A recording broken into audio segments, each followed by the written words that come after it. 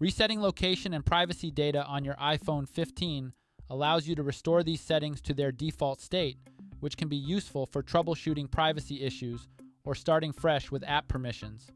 Here's how it's done. To begin, head over to the home screen by swiping up from the bottom of the display. From the home screen, tap on Settings. Next, scroll down and tap on General.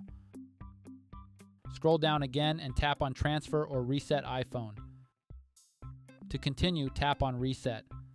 A list of reset options will load up next. From the list of options, tap on Reset Location and Privacy. Enter your device passcode and screen time passcode when prompted. Finally, tap on Reset Settings on the pop-up window to confirm. This action will reset your location and privacy settings to their factory defaults. This means that all app permissions for location services will be revoked.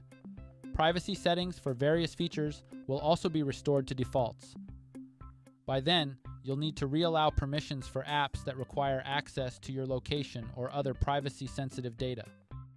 This feature on your iPhone 15 provides a way to start fresh with your privacy and location settings, which can be particularly useful if you're concerned about your privacy or if you're experiencing issues with app permissions. And that's it. Please subscribe to this channel if you found this video helpful. Thanks for watching.